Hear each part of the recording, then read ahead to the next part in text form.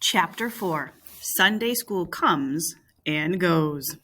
It was Sunday. The sun rose up a calm world and beamed down upon the peaceful village like a blessing.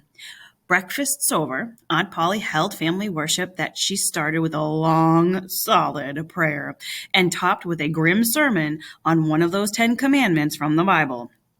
Then Tom girded up his loins, as the Bible says, and went to work to get his lessons for Sunday school done. Sid had learned his lessons the day before. Tom chose the part of the Sermon on the Mount, the shortest verse he could find. They had to memorize parts of the Bible back then.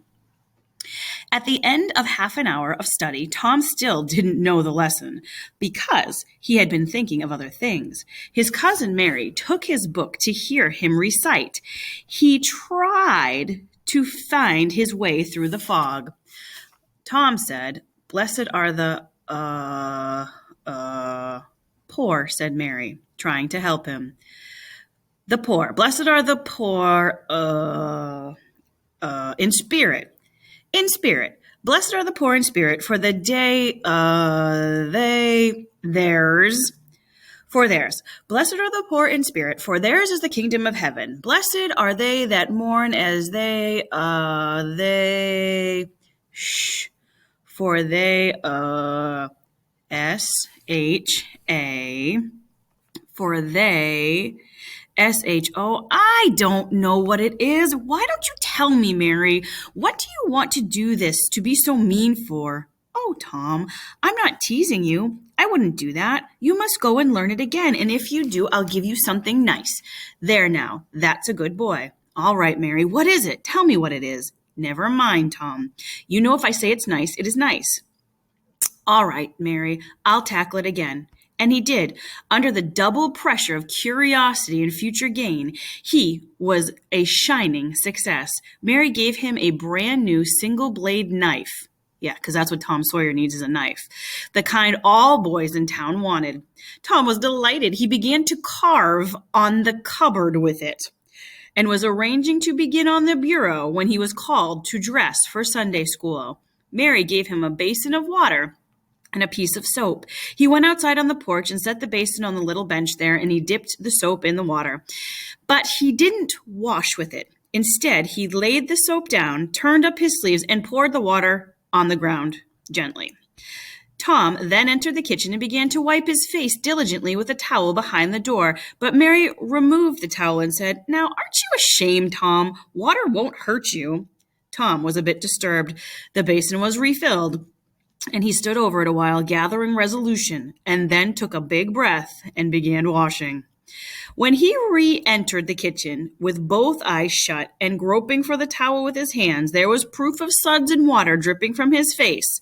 But when he emerged from that towel, he was not yet satisfactory, for the clean territory stopped at his chin. His ears and neck were still black. Then Mary took him by the hand. Soon his hair was neatly brushed and his short curls daintily waved. But later, Tom flattened his curls and plastered his head close to his head because he thought the curls made him look like a girl. Then Mary brought out the Sunday suit, and after Tom had dressed himself, she finished the job of turning his shirt collar over his coat, brushing him off, and putting his head and his speckled straw hat. Tom now looked better, but felt miserable. He hoped that Mary had forgotten his stiff Sunday shoes. Remember, they only wore shoes on Sunday back then.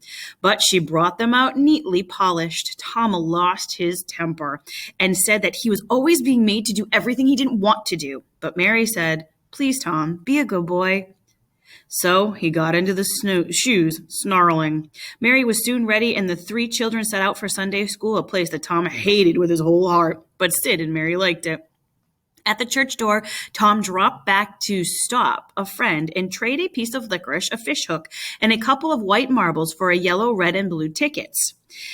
He stopped another boy as they came for 10 or 15 minutes longer to buy more tickets.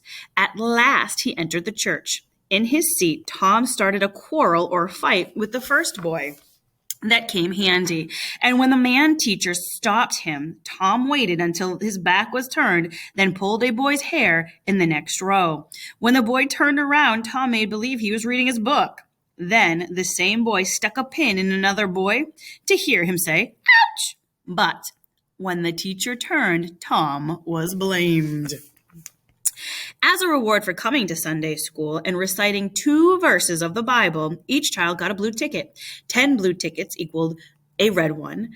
10 red tickets equaled a yellow one. And 10 yellow tickets, a Bible was given. That was a big prize. Mary had earned 2 Bibles, and Tom had none. But he wanted the glory that came with it. Soon the superintendent or teacher, Mr. Walters, began the Sunday school by saying, "Now, children, I want you to sit up straight and give me your full attention. There, that's it. That's the way good little girls and boys should be. But I see one little girl looking out the window. I'm afraid she thinks I'm up there on the tree making a speech to the little birds. I want to tell you how good it makes me feel to see so many bright, clean faces here, learning to do right and be good." Mr. Walters didn't stop here. He kept on and on until everyone got tired of listening to his speech, even Sid and Mary. And at last the end of the speech came, and about the same time visitors entered. Among them, a gentleman, a lady, and a girl. Tom saw the girl. It was his angel of the garden, the new girl. The next minute, he was showing off with all of his might. He cuffed or hit a boy, pulled hair, made faces. He did everything to get the girl to notice him. Mr. Walter introduced the visitors. The gentleman was a judge, Judge Thatcher, and the lady his wife, and the girl his daughter. Real nice, Tom. Fall in love with the judge's daughter. With such an important person as a judge for a visitor, soon everyone was showing off. Mr. Walters, the teachers, the children, even the judge himself, who was given a seat on the platform, or what we would know as the altar. There was only one thing lacking to make Mr. Walter's happiness complete. A chance to give away a Bible, showing off a smart child. But he couldn't think of anyone who had enough tickets. And at that very moment, Tom Sawyer came forward with 9 yellow tickets, 9 red tickets, and 10 blue ones, and demanded a Bible. Mr. Walters was thunderstruck. He had no expectation of Tom to get a Bible for the next 10 years. But the tickets were there, and they were good. So let's think about this, folks. Tom is lying in church to a judge. I don't know. That just doesn't sound right. Tom was placed next to the judge on the great news that was flashed on Sunday school. Then everyone was surprised, but most of the boys knew that Tom had gotten his tickets by trading with them. They hated themselves for being tricked. Mr. Walters gave Tom a Bible, and the superintendent made a speech, but he could not say very much. He, top of page 23, was sure that there was something wrong, for Tom would have had to have learned 2,000 verses. He felt sure that Tom would be strained by learning a dozen. But Amy Lawrence was so proud and glad. She tried to make Tom look at her so he could see it in her face. He wouldn't look. She wondered why, until she saw him looking at the new girl. Then Amy's heart broke, and she was jealous and angry. Oh boy, here we have a little love triangle. The tears came. She hated everybody, Tom most of all. Tom was introduced to the judge, and the judge put his hand on Tom's head and called him a fine little man and asked him what his name was. Tom's tongue was tied. His breath, he could hardly come. His heart jumped, mainly because the judge was her father. And at last he got his name out. It's Tom? Oh, no, not Tom. It is Thomas? Ah, that's it. That's a good boy. 2,000 verses is a great many, and we are proud of a little man that learns. Now, wouldn't you tell me and this lady some of the things you've learned? No doubt you know the names of the 12 disciples. Won't you tell us the names of the first 2 that were called? Tom tugged at a button on a hole on his shirt and looked sheepish. He blushed now, and his eyes fell. Mr. Walter's heart sank within him, yet he spoke up and said, "Answer the gentleman, Thomas. Don't be afraid." Tom didn't answer.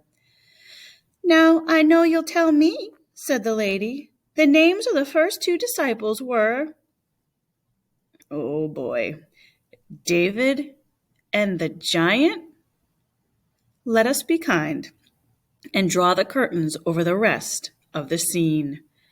Oh, Tom, you've made a fool of yourself yet again.